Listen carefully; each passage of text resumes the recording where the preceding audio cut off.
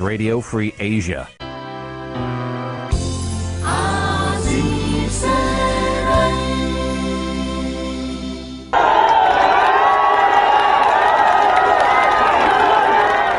លោកសំរងស៊ីប្រធានគណៈបកសង្គ្រោះជាតិបានមកដល់ប្រទេសកម្ពុជាវិញហើយនៅថ្ងៃទី19ខែកក្កដាឆ្នាំ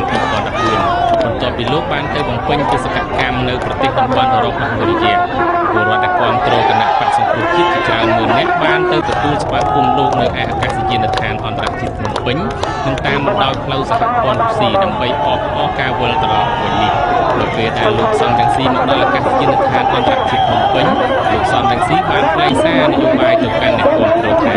លោកសង្ឃឹមថានឹងមានដំណោះស្រាយនយោបាយរួមនៅពេលឆាប់ៗខាងមុខនេះ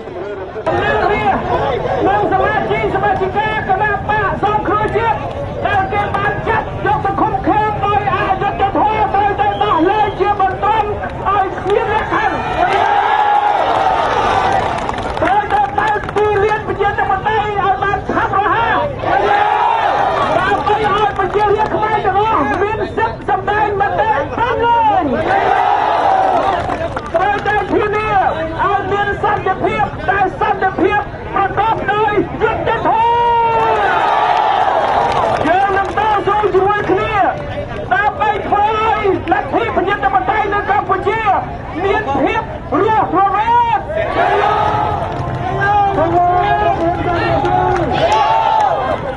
ក្រោយពេលដែលលោកបានថ្លែងសារនយោបាយយ៉ាងខ្លីនៅមុខអាកាសយានដ្ឋានអន្តរជាតិភ្នំពេញលោកបានធ្វើដំណើរទៅកាន់ទីស្នាក់ការរបស់គណៈបកសង្គ្រោះជាតិពលរដ្ឋដែលគាំទ្រជាច្រើនម៉ឺននាក់បានឈរនៅតាមផ្លូវសហព័ន្ធរុស្ស៊ី